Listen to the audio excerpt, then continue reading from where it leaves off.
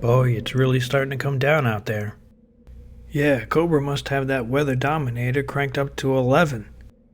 Guys, you will not believe what just happened to me. I was out on patrol and I slipped and fell in this giant puddle of lemonade that somebody spilled outside. Blizzard? I don't think that was lemonade.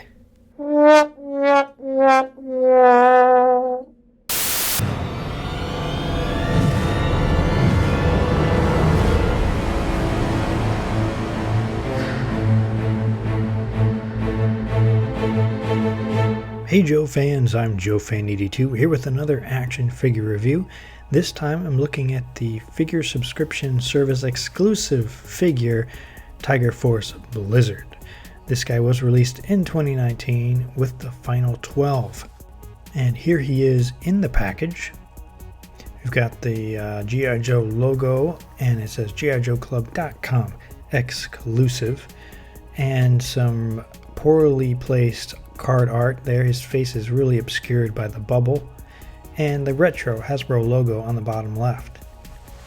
Here's a look at the back of the card. We've got that same artwork there on the top, but this time we can actually see his face. And it says G.I. Joe Club exclusive on the right.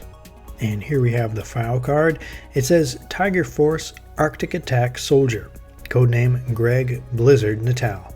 File name Gregory M. Natal. Primary military specialty Arctic Warfare Training Instructor. Secondary military specialty Infantry. Birthplace Wolfboro, New Hampshire. Grade E8. And the first paragraph says, Greg Blizzard Natal led an experimental security team based at Thule, Greenland for an entire winter.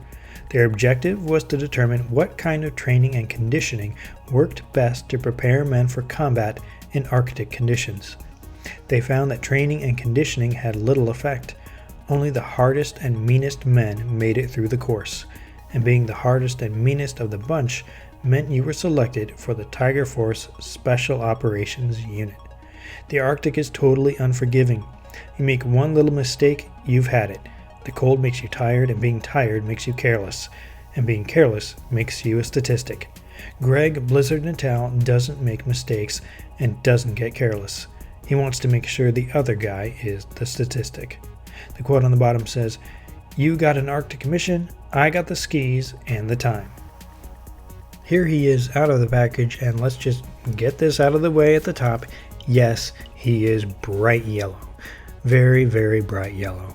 But the club did not dream this up out of nowhere. He's actually based on a vintage figure, the 1991 European exclusive Tiger Force Blizzard. And from the looks of it, they did a decent job of matching the vintage colors there.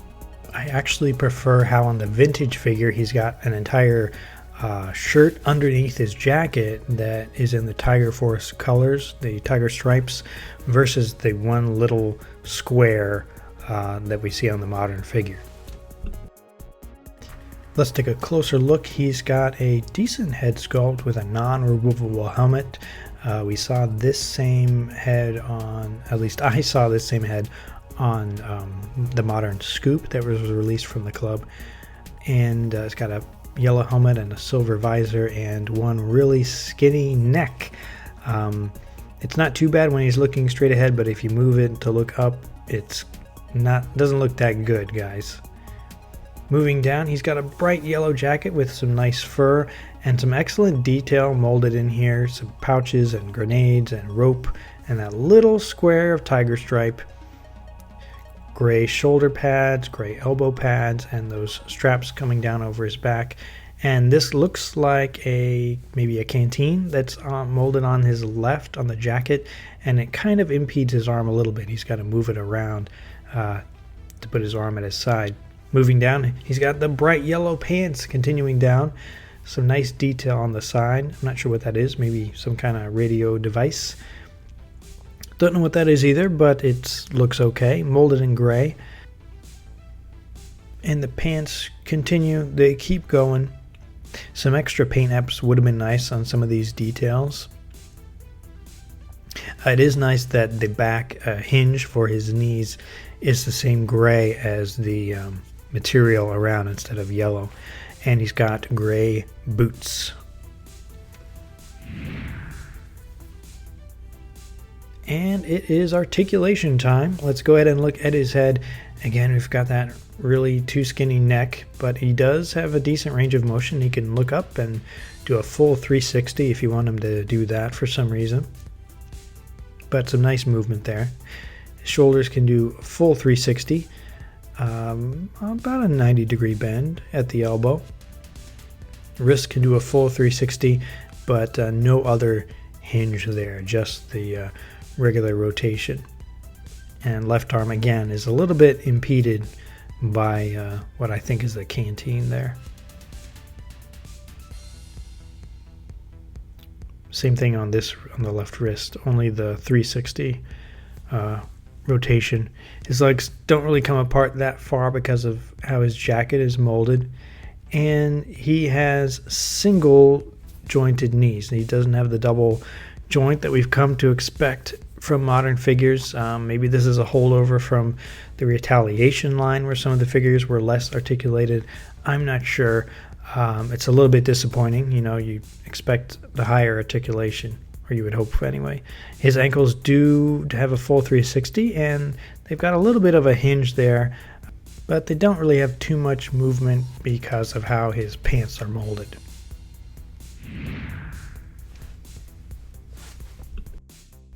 Accessories include the figure stand, black figure stand. It says Tiger Force Blizzard on the front.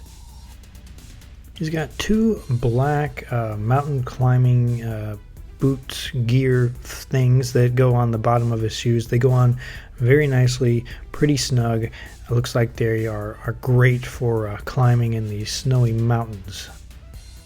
He comes with a black rifle with some yellow tape molded around there, and he holds it pretty decently in one hand. However, he really can't get a two-handed grip on there because of all of the gear on him, and his arms just don't reach. He's got a yellow backpack, big surprise. It's nicely molded, and it's got a black antenna that can pop off if you wanted to. But some nicely sculpted detail on this. I like that rack. The black rack can come off, but that will hold his skis and his ski poles that he comes with. And this looks like maybe his bedroll there on the bottom. For fun, let's compare it to the 50th anniversary Snow Job backpack, which looks like almost the exact same mold. It's just a different color. The Snow Job's is blue, and he's got that gray cell phone attachment there. He's got a nicely sculpted set of black skis. These are solid black. It would have been nice to get another paint app on there, and there are two holes on the bottom. First, you put the peg into his hole in his foot on the bottom, so that will secure the ski to his foot, like so, and they hold on pretty well, pretty tightly.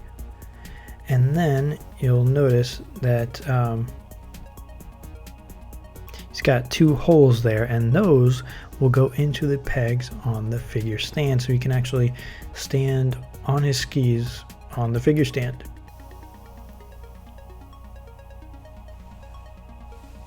The holes also will attach to that rack on his backpack. And here he is with the skis on the backpack, and he's wearing the backpack, and it looks really good. They look very nice there. It's all kind of aesthetically pleasing if you like banana yellow on your Arctic figures. His backpack actually has an extra long peg, so it will slide in through the jacket and into the figure, which is nice. One drawback here is if you happen to touch the skis while they're on his backpack, they tend to fall off kind of easily. So on display on the shelf, if you're not touching them, they're fine. If you start touching them, they might tend to fall off. He's got two black molded ski poles. Just comparing it to Snow Jobs from the 50th anniversary again, you can see Snow Jobs had some more paint apps, which would have been nice on this figure. And Snow Jobs skis had more paint apps as well. They were white and black. Here he is with that Snow Job figure, and they pair up quite nicely. I think they look pretty good together. And if you're asking why didn't they make a regular version of Blizzard, well, they did in the club's 8.0 lineup of exclusive figures. So there you go. Overall, I think this figure is okay. He's not great, but he's not the worst either. I think the sculpt is good, except for the neck. That could be a little thicker. And again, the yellow is part of the vintage figure, so that's where that came from.